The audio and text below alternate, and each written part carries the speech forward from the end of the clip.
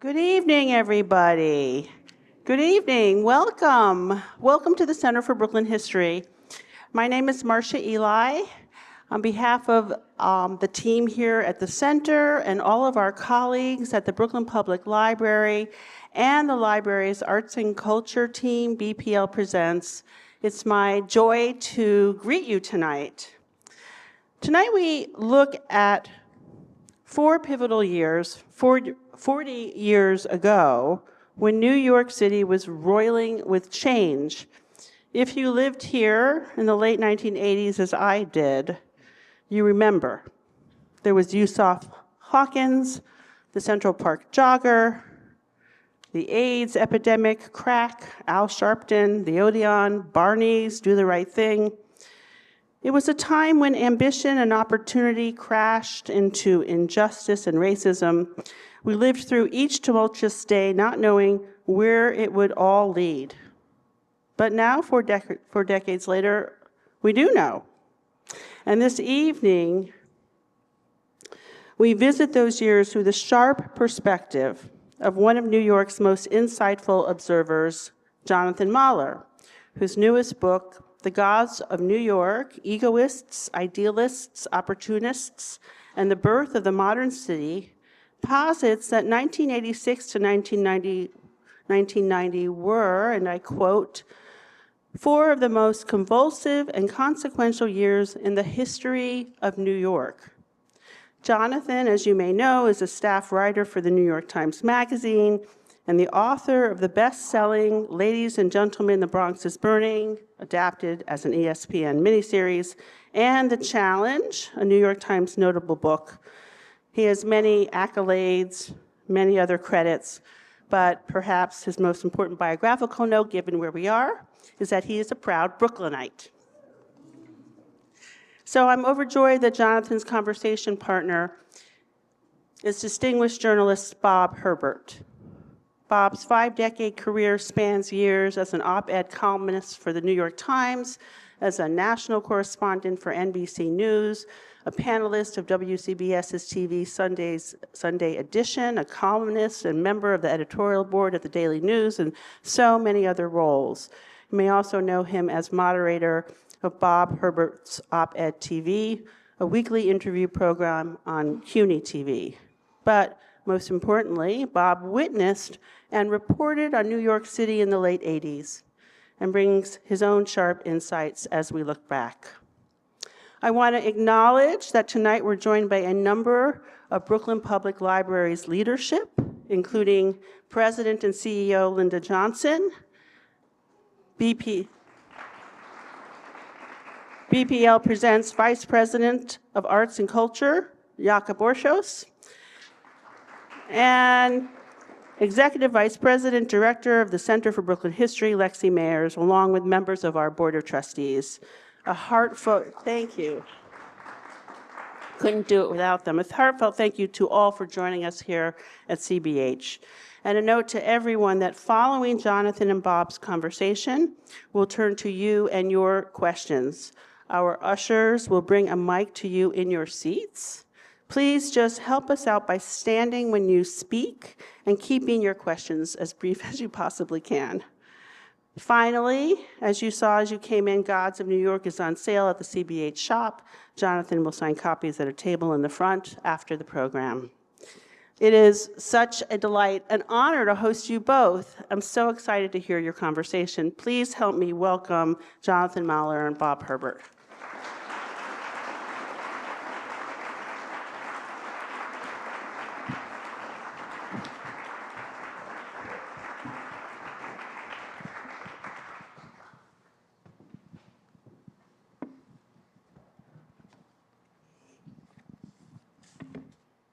This is a terrific book.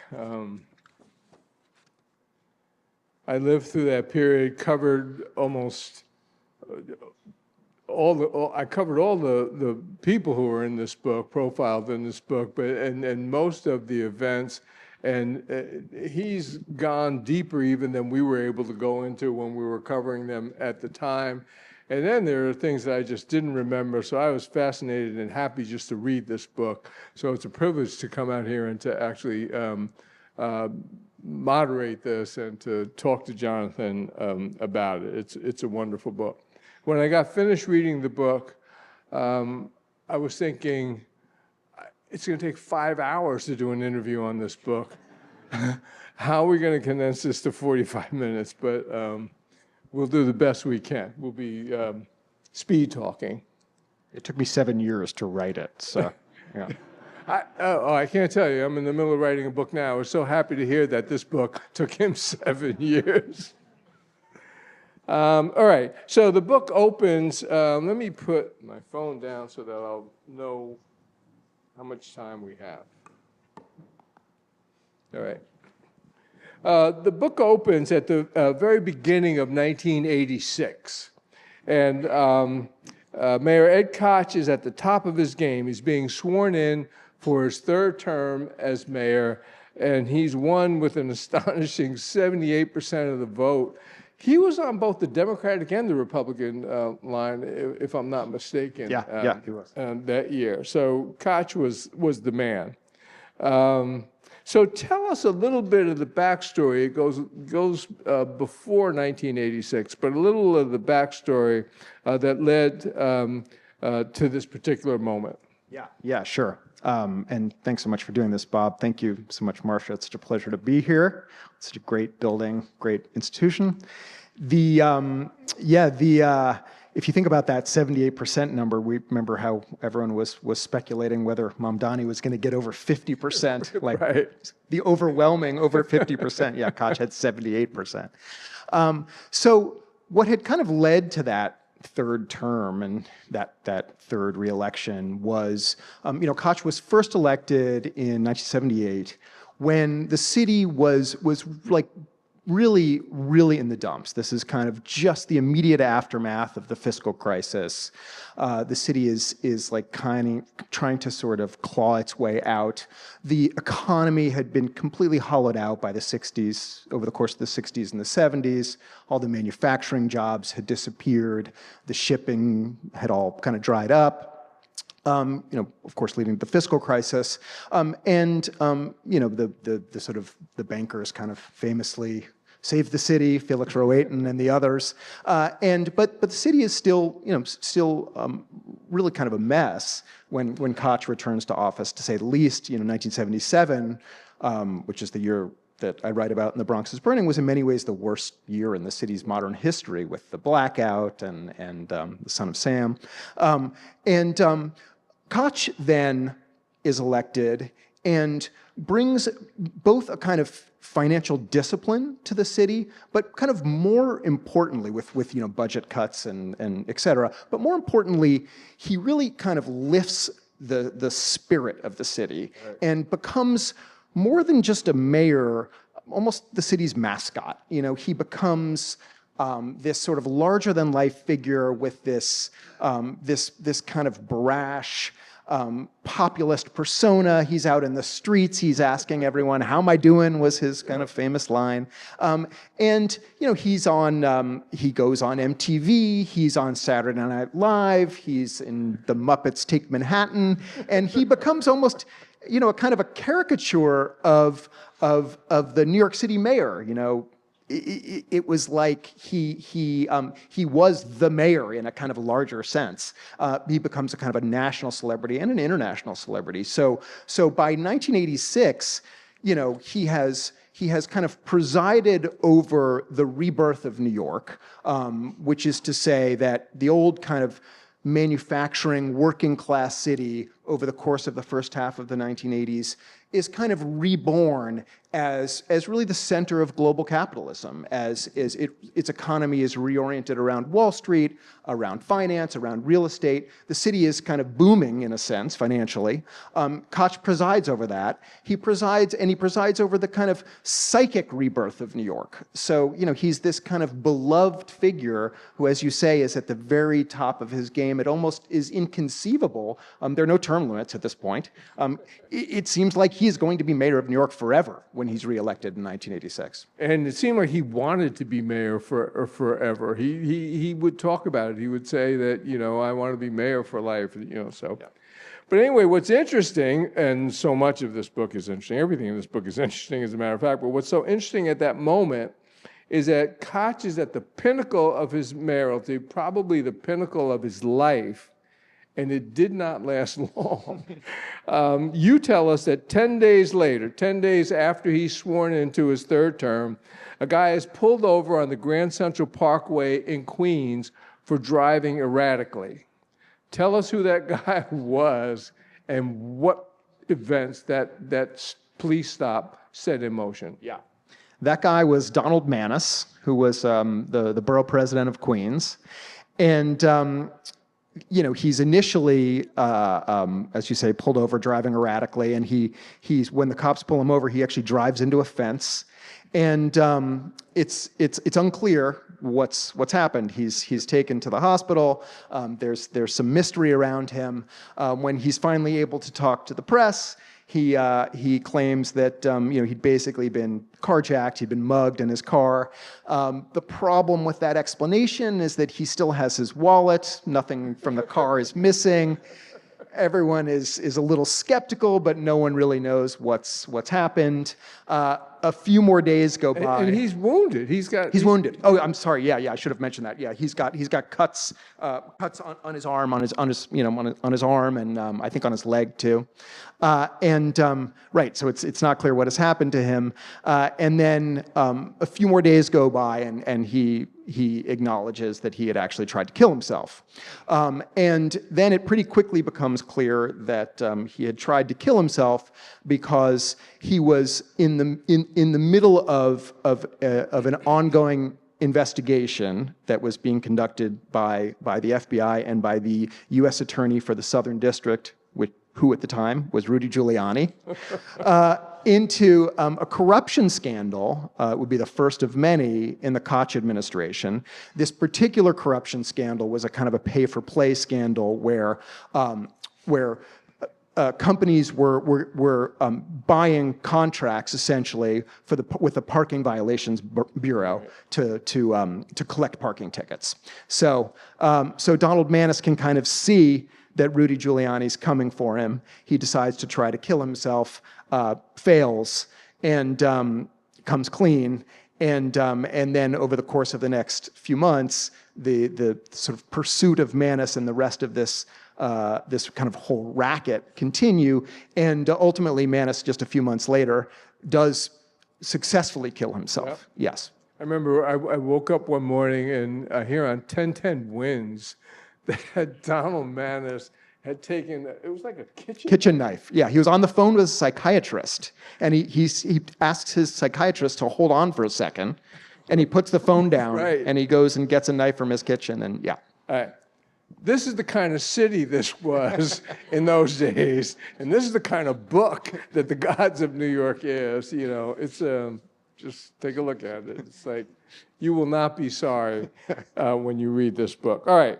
So now Maness is dead, but this investigation, this federal investigation, is spiraling. It's getting bigger and bigger, and Koch is in a state of panic over it. All right. But then, so we have the Maness thing, but in addition to the big personalities, as I mentioned, there's all these incredible events. This Maness suicide was one of the incredible events. But, almost at the same time, we have, and there's going to be like a lot of brutal killings in this book, it could be The Godfather. It's like we have the brutal killing of an 18-year-old girl in Central Park, and her name was Jennifer Levin. And this story became a tabloid sensation. We'll talk about tabloids in a few minutes, too. But in a city with well over 1,000 murders every year, why was this murder considered such a big deal? Yeah, this was, of course, the infamous Preppy murder, as the tabloids called it. And this became such a big deal, really, frankly, because as you say, the victim was 18 years old and white. Yeah, race becomes an enormous yes. through line in this story. Yeah. Yes. So yes, as you say, there were more than 1,000 murders in the city that year. Not so many of them were white teenagers, let alone white female teenagers. And then her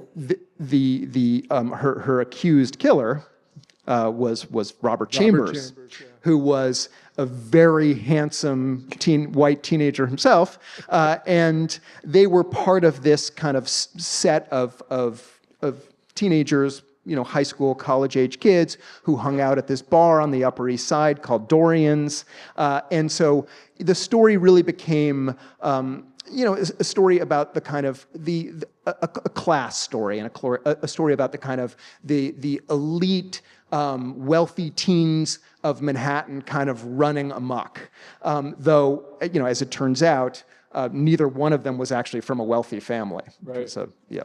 But the tabloids, you said that he was a handsome guy, which he was, but the tabloids, as you point out, were describing him as a breathtakingly handsome, a reluctant Romeo, a ladies' man, and he did get special treatment, right? Oh yeah.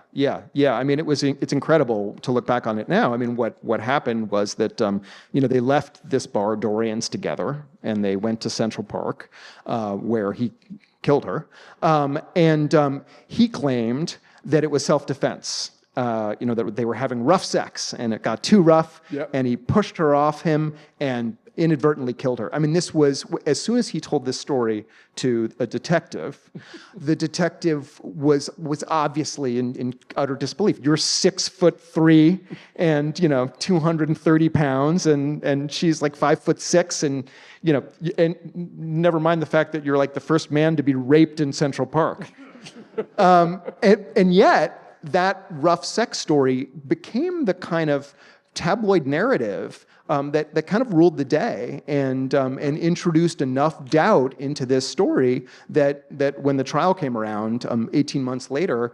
the prosecutor, Linda Fairstein, ultimately felt like she had to take a deal. Yep.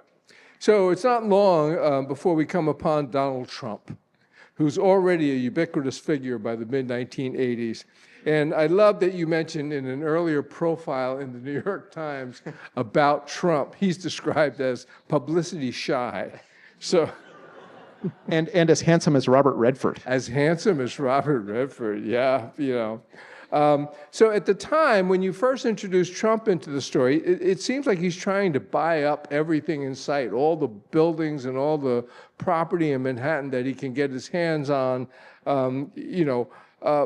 But my question is, what was it that made Trump at the time such an object of fascination? Why did so many people find him to be a compelling figure? Yeah, a couple things. I mean, first of all, just kind of, you have to remember this cultural moment, both kind of, more broadly, but also in New York in particular. The city had just emerged from the dark days of the 1970s, those kind of dirty, graffiti-covered, kind of where there was really kind of no movement, no economic movement, nothing was going on, and the city seemed really in many ways like it was dying. In comes this brash real estate developer who is, doubling down on New York, building big buildings here, talking a big game. So you have the kind of that New York piece of it, but also this moment in the life of America was a moment when, when we really began to kind of worship wealth. And that was sort of a story of the kind of, you'll remember the term the yuppies, the rise of yuppies, and the boom on Wall Street, and this new kind of celebration of money just for the sake of money. TV show. TV too. Lifestyles of the yes. rich and famous. But I think it was this kind of new, this new kind of reverence for wealth that allowed people who were simply wealthy or who were, worked in finance or worked in real estate to become celebrities. It turned them into celebrities.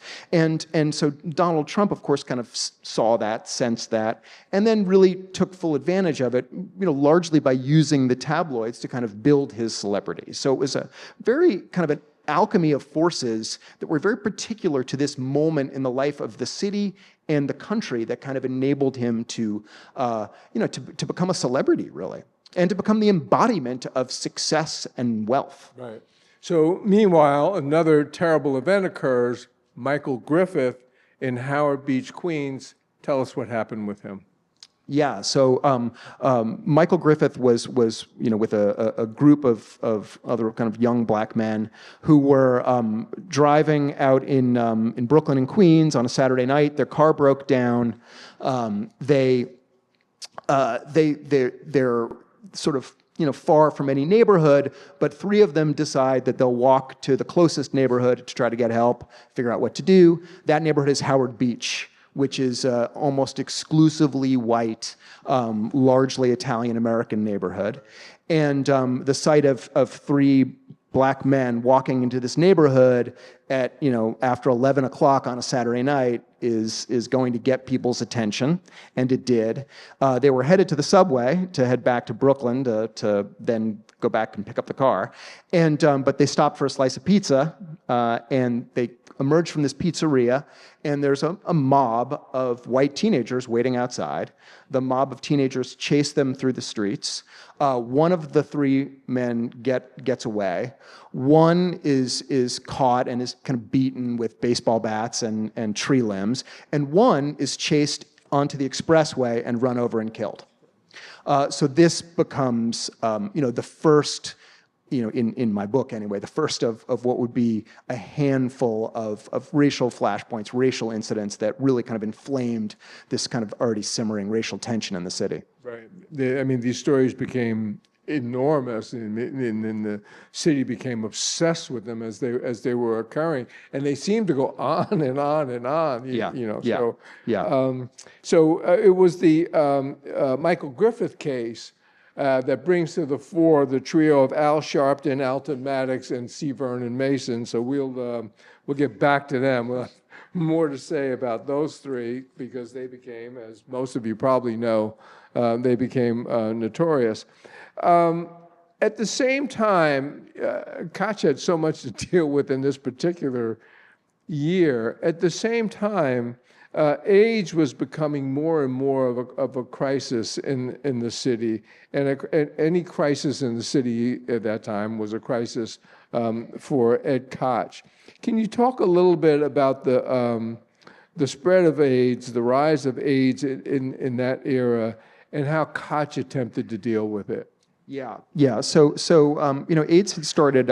My book begins in 1986. AIDS had really started it had the first case was reported on in 1981, so 5 years earlier. By 1986, it is really become a deadly epidemic in the gay community, but is also spreading into the homeless population and among drug users. And for Koch, there were a couple of reasons why he might have been inclined not to deal aggressively enough with AIDS. One was simply that, as I mentioned earlier, he was in the act of trying to cut the city's budget deficit. He did not want to spend money, and this was a new and clearly very costly epidemic. The cost of taking care of AIDS patients was going to be a heavy burden for the city to bear. But there was another reason that this has become a kind of a criticism of Koch's, most leveled kind of most famously by Larry Kramer, the sort of famous AIDS activist who started ACT UP, and that is that Koch himself was gay and in the closet, and that he was disinclined to draw attention to an epidemic that was disproportionately affecting the gay community because he was worried that it would draw attention to his sexuality. And that was Larry Kramer's claim, and it was the claim he put forward also in his play The Normal Heart, which became something of a phenomenon during these years. And Koch really, lived in fear of being outed, and specifically of being outed by Larry Kramer. He worried that Kramer was going to confront him at a public event and start screaming that he was gay. So, and this was a continual handicap, it seems, in the way Koch was able to, or the way Koch dealt with the AIDS crisis, which only got worse as the years went on. And he also was he was as he was very stubborn, and as soon as he started to develop this kind of contentious relationship with the AIDS activist community, he became very stubborn and refused to reconsider his position. And this is why Koch's sexuality, which ordinarily should be of no interest to anyone, this is why that was an important issue at that period of time in New York City. Yeah, that's right. And one like small thing I'd add there, which was so interesting working on this book, was that Koch was just, he's always been this kind of larger than life figure, but it was really fascinating to like look back on this period of time, knowing that he was gay. Because he was in the closet then, wasn't something that people talked. I mean, it was something that people talked about, but they didn't write about. Right. And it really suggested this kind of amazing paradox, which is that Koch, whose whole kind of political brand was his authenticity, was his. I am, you may not like what I'm about to tell you, but I'm the kind of guy who tells it like it is. That guy was also holding this incredible secret that went to the kind of core of his identity for all of these years. It just sort of is fascinating.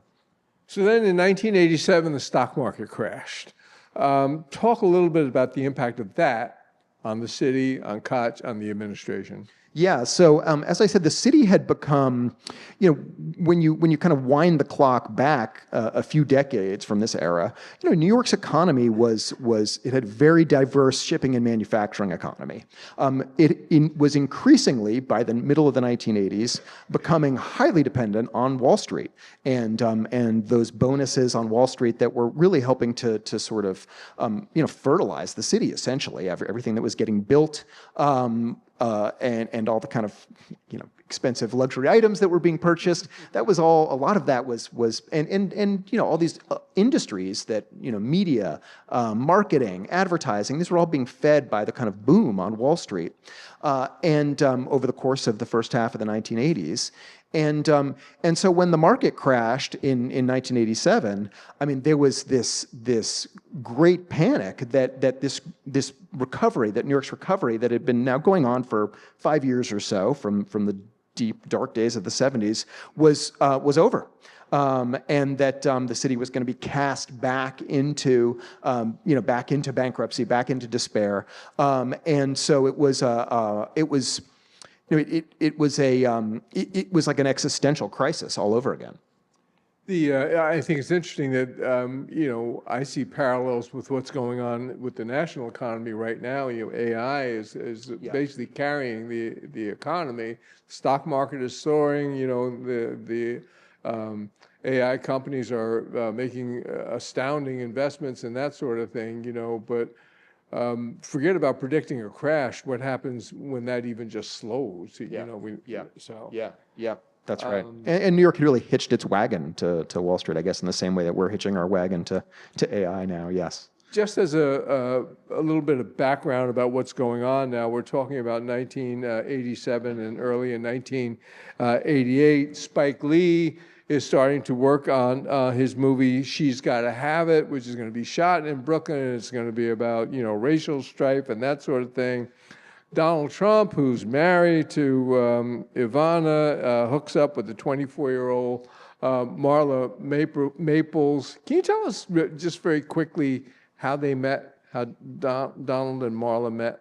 Yeah, it's a great story. So he was the Rainbow Room had been renovated after it like so much of New York had fallen into disrepair by the 1970s, and it was finally being renovated, and it was closed for a while, and it reopened in 1987. It was a huge deal when it was reopening, and the Rockefellers had a big party, big kind of black tie party to celebrate the reopening of the Rainbow Room.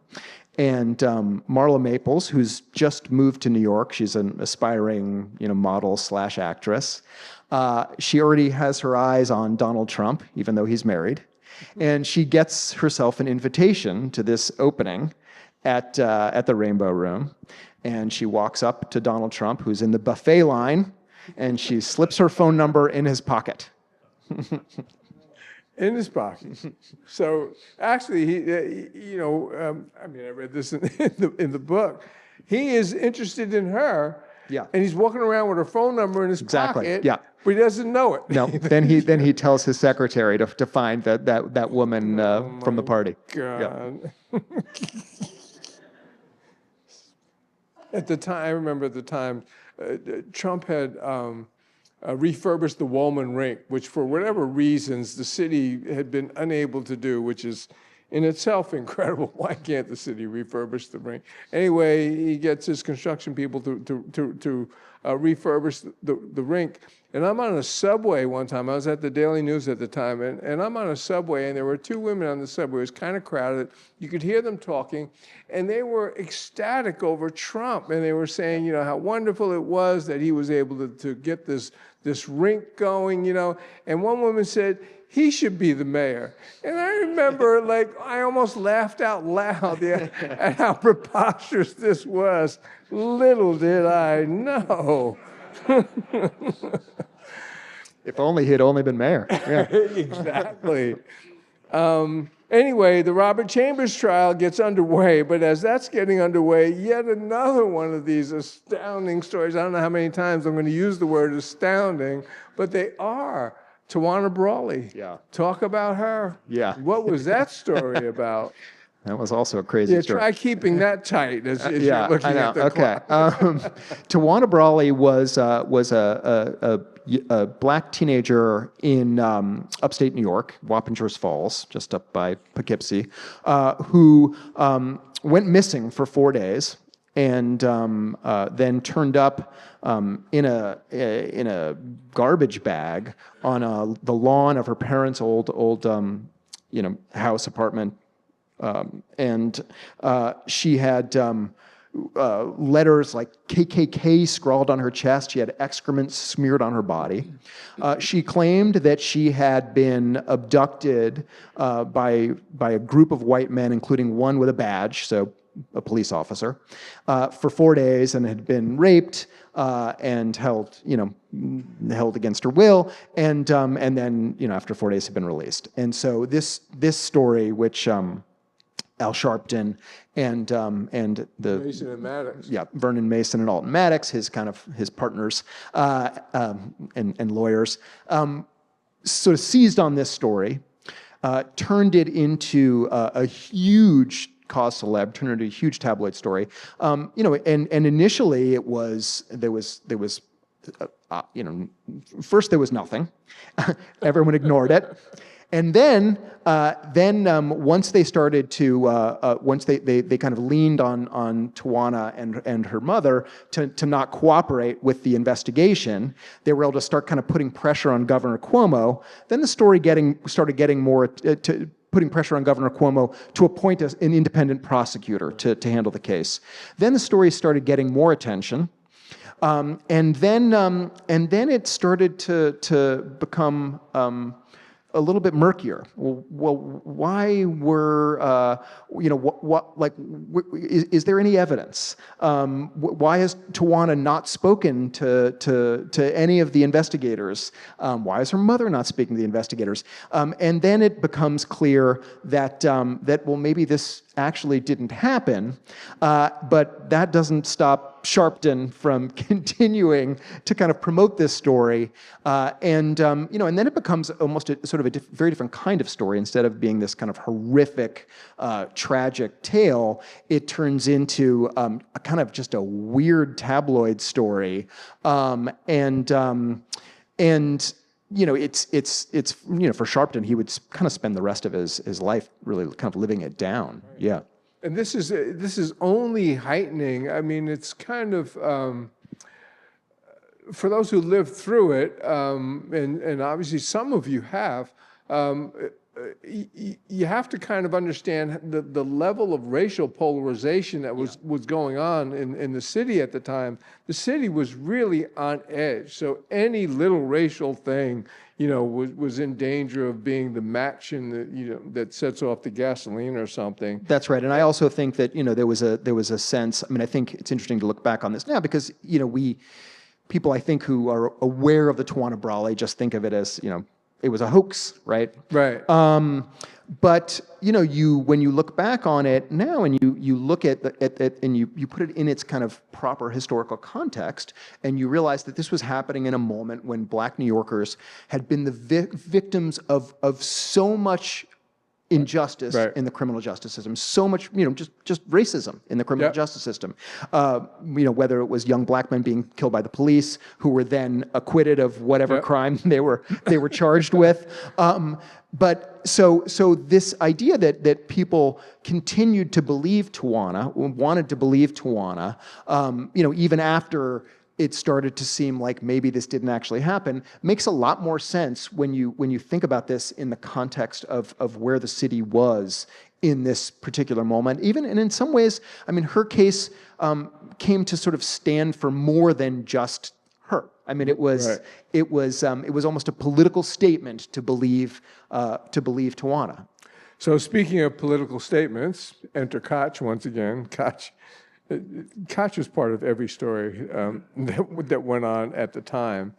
But so then the Democratic primary is being held. The New York primary for the Democratic presidential election is coming up. And Jesse Jackson has been doing well as a presidential candidate. And New York, the New York primary is critically important to him. I guess he had won the Michigan primary, right? Yeah, it was a big He had actually surprise. won the Michigan. Yeah. And if he won in New York, people were wondering, well, what the heck is going on? Could this guy actually get the nomination? All right. So enter Koch. Koch launches an attack on Jesse Jackson, and that attack would have pretty profound ramifications. Walk us through that. Yeah, so Koch already had a thing about Jesse Jackson, Right. that dated back to the election in 1984, when Jesse Jackson had initially refused to denounce Louis Farrakhan, who was Right. that was at least part of it. There was more to it, but and so now fast forward to 1988, and Jackson was very aware of the issues he had in the Jewish community, and he He had made the Hymietown. that was part of the 84 thing too. The Hymietown comment. That also was in 84. Yeah. Which was an off-the-record statement he made to Right. reporter of the Washington Washington Post Times. reporter, So he had some penance. He had some work to do with the Jews in New did. York, and he felt that he had done it. He came to New York in 1988 feeling like he was coming with a clean slate, and Koch just immediately started attacking him. Jews would have to be crazy to vote for Jesse Jackson, was his actual line. Yep. And then when Koch was asked, will you endorse him if he wins the Democratic nomination? Koch was kind of hemmed and hawed, and just continues to just day in and day out for the whole kind of primary campaign is attacking Jackson. And then even Koch's own supporters. Koch finally said that Jackson had been lying when Jackson said that he had cradled Martin Luther King's head when King was assassinated. Yeah, in- this was in sort of the Memphis. ultimate. And yeah, even some of Koch's supporters said, "Well, wait a minute, Ed, you're going a that little, was when he really jumped the shark. you're going a little far here." Yeah. So, but that's what happened. But needless to say, it contributed to the racial. It was part of the racial strife. Yeah, that was I going mean, on. So this was right, just and Jesse getting Jackson worse and worse and worse. Yes, and Jesse Jackson would reflect on this and say, the night before the election, would say, I've campaigned all across the South and Right. have not seen anything like the kind of racial animosity that I've encountered here in New York. It reminds me of when Martin Luther King went to Chicago and said he'd been all over the South, and he said he'd never seen anything like what he was confronted with in Chicago. But anyway, the tragedies were nonstop, and so 1989 comes along, and that sort of was the year when it seemed like all the walls were coming down in the city and on Koch and that sort of thing. We'll go through these things kind of quickly, but they were unbelievably important in the history of the city. One of them that is not as famous as some of the others was the murder of Dr. Catherine Hinnant. If you could talk about that a little bit. Yeah, sure. Yeah, this was happened early in 1989. So at a moment when Koch is planning to run, he's running for re-election. He's run for a fourth term. Running for a fourth term, and is hoping to start the year off on a good note. But instead, on a Saturday night in January, a young doctor at Bellevue doesn't return home, or doesn't meet her husband where she's supposed to, and then doesn't return home. And it turns out that she has been raped and murdered in her office at Bellevue, inside the hospital. A reward is offered to find the perpetrator, and pretty quickly they find the guy, and incredibly, he is someone who's on probation, who was literally living in a closet in Bellevue, had been living there already for a couple of weeks when he was arrested for stealing hypodermic needles, and was then arraigned and then released and returned to Bellevue, and was had kind of free reign of the hospital. And this was the man who had killed her. So it becomes an indictment of so many things, but certainly this is the largest public municipal hospital in New York City, and it was just completely chaotic. It was, this was there were homeless people literally like sleeping in the halls. This was, as we were talking about earlier, this was the peak of the AIDS crisis. This was a hospital that had its budget cut repeatedly. That was just, and we haven't even talked about the crack epidemic, which is also happening now. Oh, there was crack. This was a hospital that was just completely overwhelmed by all of the crises happening in the city, so much so that a schizophrenic homeless man who was mentally ill could take up residence in a closet in the hospital, and go essentially undetected, and ultimately commit this horrific, brutal act. So we are running out of time, and yet there are two of the biggest stories still to come. So we're going to put them together. We have the Central Park jogger case occurs in 1989, and then we have another race-based tragedy, the Yusuf Hawkins murder, and this is occurring at a time when David Dinkins has announced that he's going to challenge Koch for the Democratic nomination for mayor. So talk about it, the Central Park jogger and Yusuf Hawkins. Yeah. So, they're sort of bookends in a way on the election. And in the middle, Do the Right Thing comes out, which is also a whole other story. With all the other stuff going on in New York, there were so many people who were afraid that it was Do the Right Thing that was going to send That New was York it. over That was the it. edge, All the critics were saying it's irresponsible to release this movie. There's going to be rioting on the streets of New York. So the Central Park jogger and the Central Park Five, most people probably know the story, but it becomes, this incredible kind of bloodlust in the city, directed at these five all young men of color, and that is the kind of prevailing mood in the city through the summer. It looks like it may very well kind of tank Dinkins's campaign. Koch's campaign. No, Dinkins really, because what saves him really is Yusuf Hawkins in a sense. I think that the problem is that Dinkins. You think that without the Yusuf Hawkins case, the Central Park jogger case would have Quite possibly. would have been a problem for Dinkins. The problem was that it was a tough on crime moment, right? And that was not Dinkins, what Dinkins was offering. I think that was he was offering a campaign of healing. What was Koch's reaction just generally to the Central Park jogger case? Yeah, I mean he was more in the calling he wanted for to bring blood back the camp. death penalty. That was really Donald Trump, but Trump had the ads in the newspapers. But Koch also was, he was calling for a just swift justice and vengeance, and he was certainly in that camp. But for Dinkins it was a difficult thing to navigate because he was not, the tough on crime message was not his appeal. His message was that he was going to bring peace to exactly. Right. Yeah, and people didn't want peace in that moment. They wanted revenge. All right, so you have that happens this in thing April. going on. Yeah. Where they're calling they were teenagers. The kids who got arrested.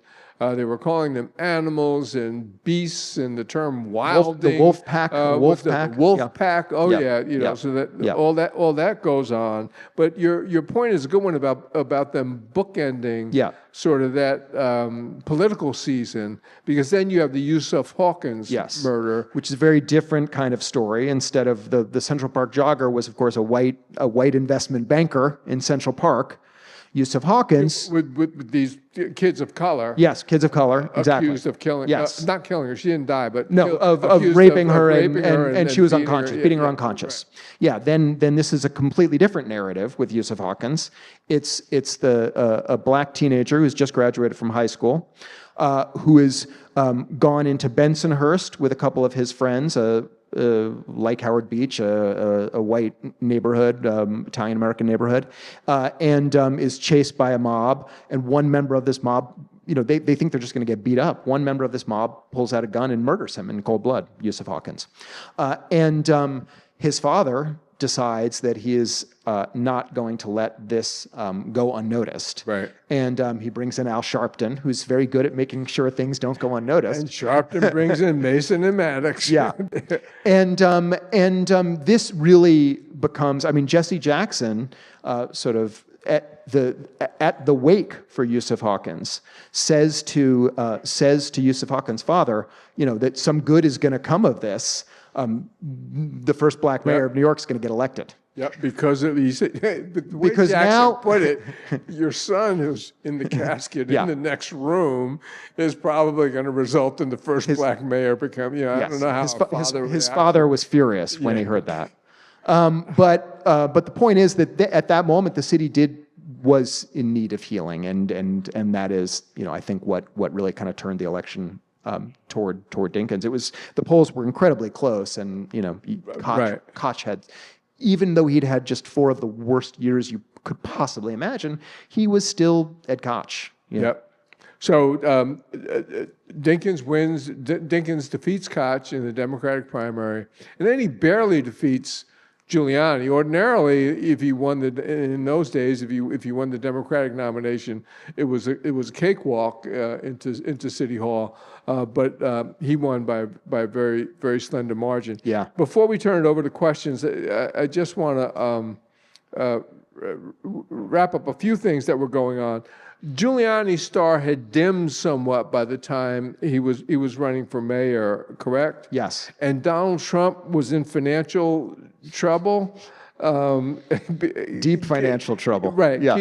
Can you talk quickly about why sort of things had turned around sort of negatively for Giuliani, and why Trump was in deep financial trouble? Yeah, sure. So Giuliani had been very successful as U.S. attorney. When I say successful, I mean successful at kind of building the image of a kind of tough, take no prisoners prosecutor. But when he left office to run for mayor, it became clear that first of all, he didn't have any real political beliefs. He didn't have any real conviction about anything.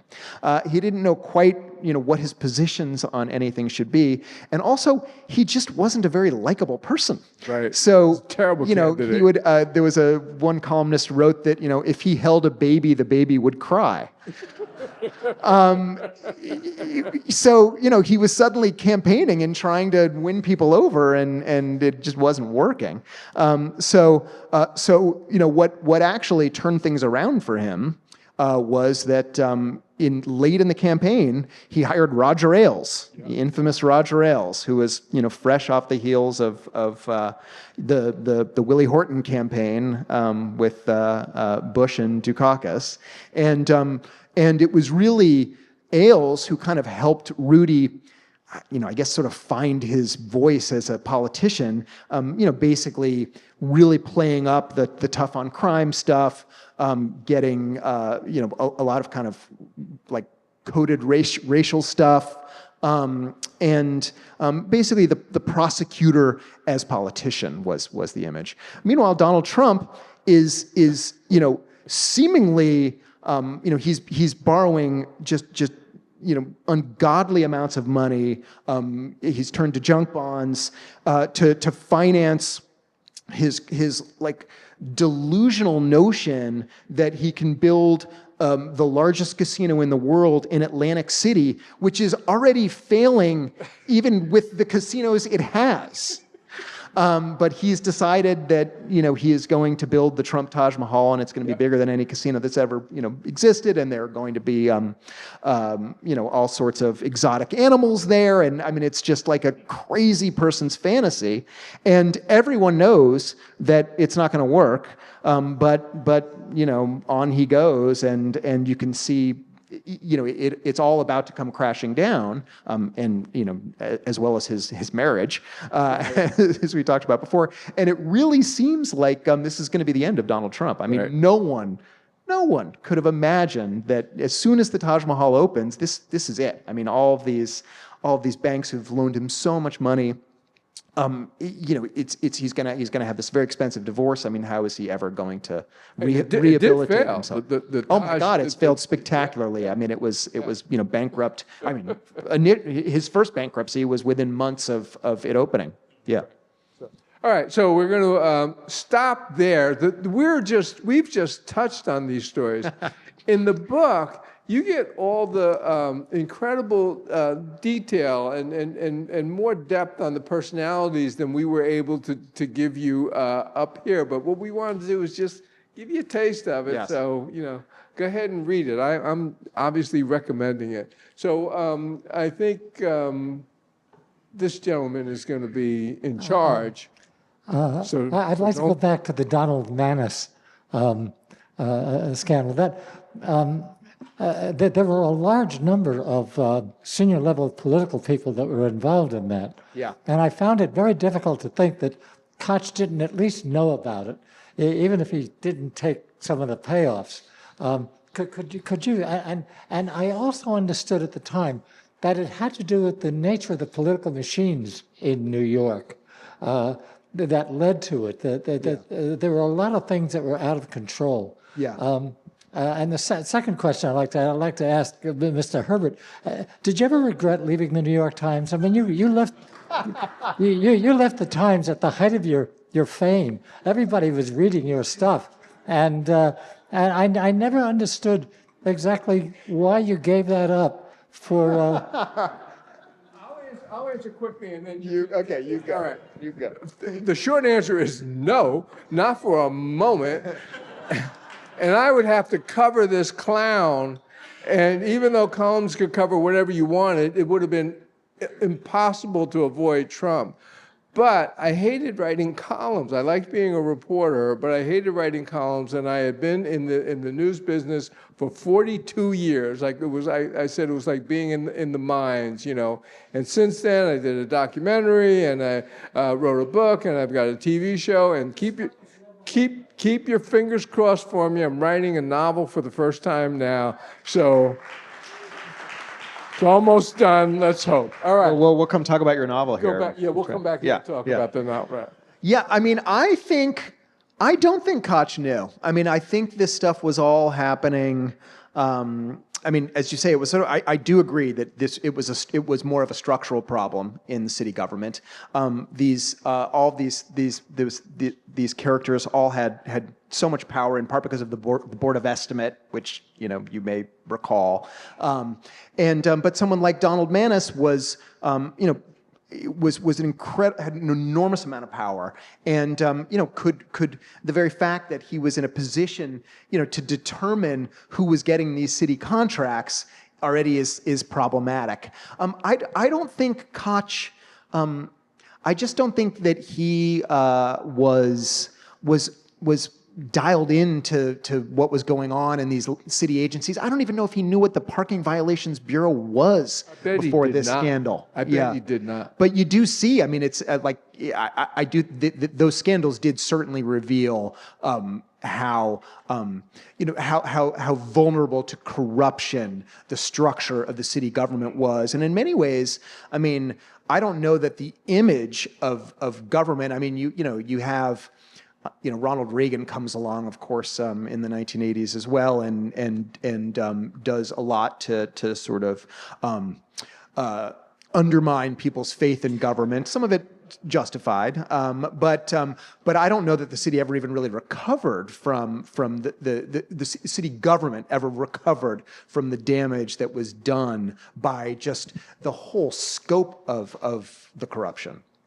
If I could just add one thing, I think also, though, Koch really wanted and needed the support of the political bosses in that time. Yeah. And people knew that they were bosses, and bosses are bosses. So I think that there was a tremendous amount of stuff that Koch had no interest in knowing. So. Yeah.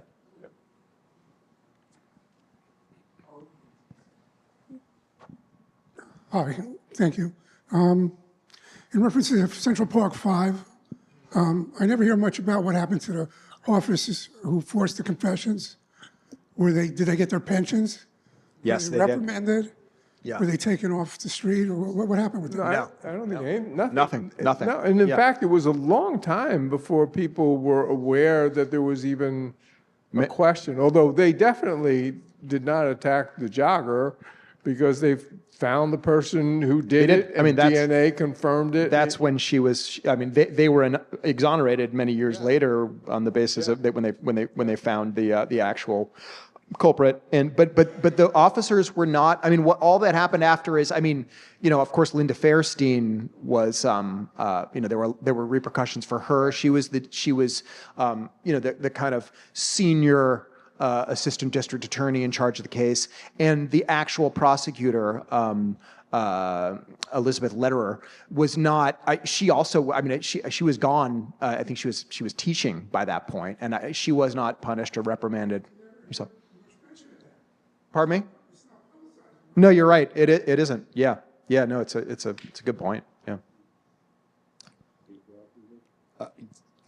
Yeah. Thanks both of you. It was a great talk. I'm really interested in the role of the tabloids in stoking tension in this period. And I'm curious, is it useful to think of social media as analogous to the tabloids? Like, how are these things different in how they affect politics and culture? Yeah, that's a great question. I mean, it's all your fault, I guess. No. So my view of the tabloids, I think, is that yes, they did play a big role in kind of inflaming all these tensions. I think, when you, with apologies to the tabloids, I think that there's a tabloid view, which is, tabloids sort of divide the world up into heroes and villains and good guys and bad guys. That's sort of what makes them kind of work. They're like kind of comic books for adults. But, and this is an important but, I think that what the tabloids did also in New York that was important and beneficial is they brought the city around the same stories. They sort of unified the city around the same storylines. And so something like Howard Beach would appear day in and day out, and all of New York would be talking about it. And as New York should be talking about these things. And as a result, I feel like there was a sense of investment in the kind of civic life of New York. People cared about the city because they were all reading about the same stories, and they could disagree about how things were handled and how things played out, but there was at least a shared kind of sense of a sense of a shared narrative. I think with social media, I do think that this was, in a sense, the birth of the attention economy, as we now call it. Donald Trump learned how to exploit this attention economy with the tabloids, and now, later kind of learned how to do it with Twitter in 2016. But I also think that we have lost something as the tabloids have lost that kind of hold that they had on the city. We've lost that sense of kind of investment in New York, the sense that New York is not just a geographical place, but like an idea that everyone kind of cares about. And so I feel like you can really look at tabloids through either lens, really. I don't know. What would you say to that?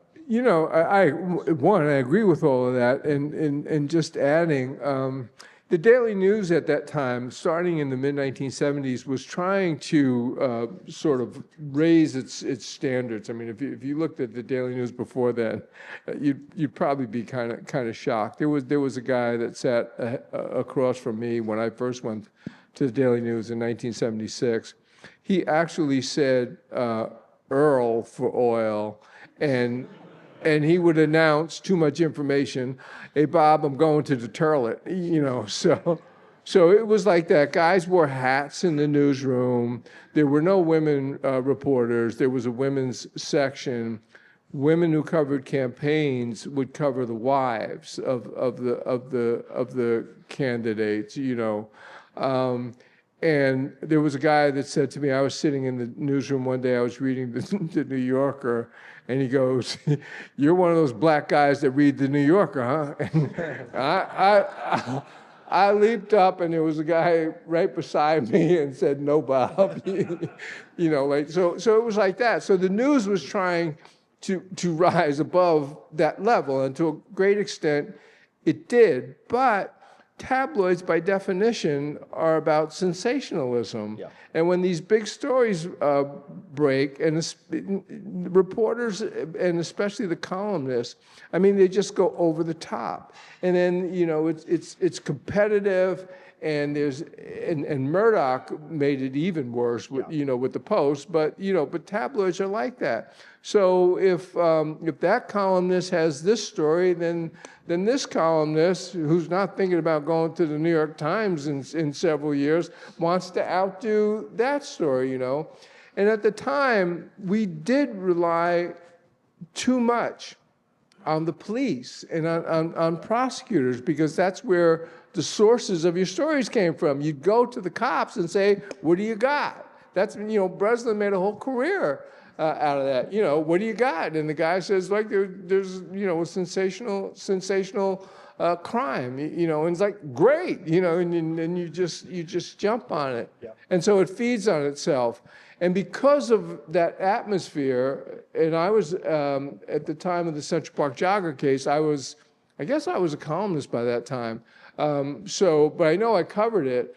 But I thought those kids were guilty, and I wrote columns from that perspective, that these kids were guilty. Where did I get that from? I got that from the cops. I got that from the prosecutors. I got that from the DA's office. Yep. Very few people were raising questions about their guilt. Very few. Yeah.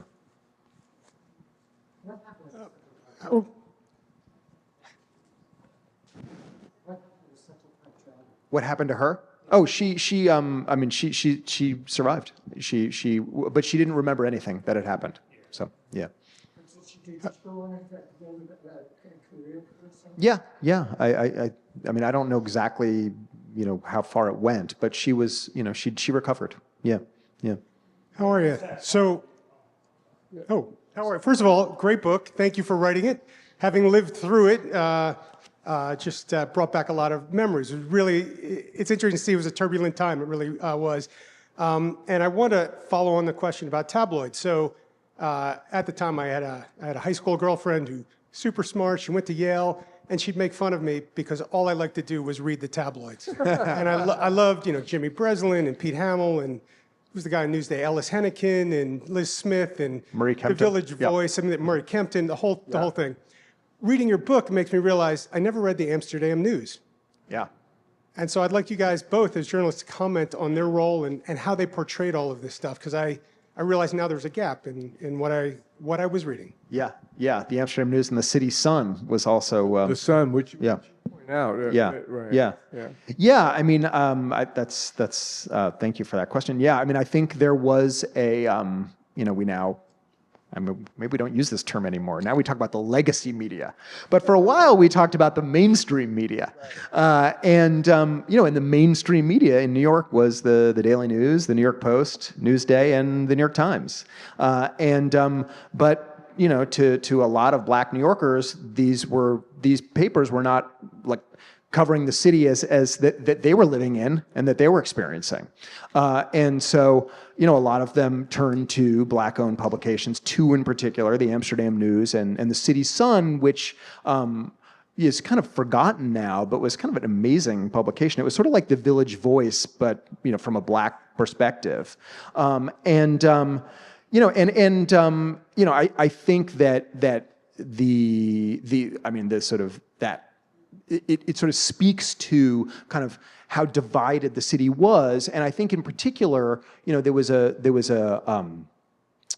talked earlier about this kind of economic rebirth that the city had experienced, this kind of renaissance, and so a lot of the stories that the we'll call it the mainstream media was telling was about the kind of the great rebirth of New York and the new skyscrapers, and this is what New York Magazine you were getting from New York Magazine. This is what you were getting from this new glossy magazine that existed then called Manhattan Inc., which said its mission was to cover the power elite, the new rich and powerful in New York.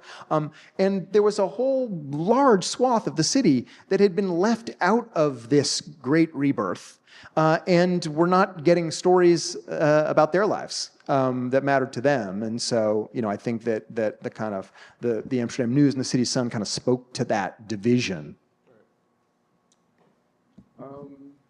We have time for actually just one more question. I'll take it right here. Before I take the question, I want to say that thanks to you both, and I'm going to escort Jonathan. I know everyone's going to run up to talk to him, but I'm going to make sure that he's in the front. So please let me do that, and thank you all for coming. One last question. Thank you both. I think that it would be wrong to be sitting in this room and talk about the late 80s in New York and not mention the 86 Mets who won the World Series. But this talk of New York as a culturally ubiquitous thing, New York and the country, are there any songs that really kind of take the late 80s, early 90s in New York for you? Anything that's really stands out? Yeah, I mean, "Fight the Power" is the song,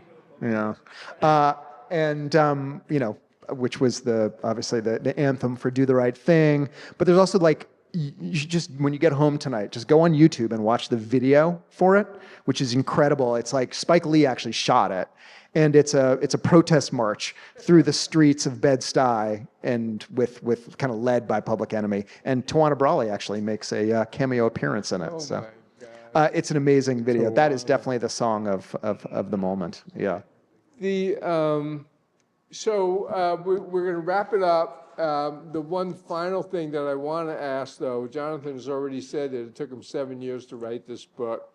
But I'm interested in how a project like this got started. So if you could just tell us. Oh, yeah, that real sure. Yeah.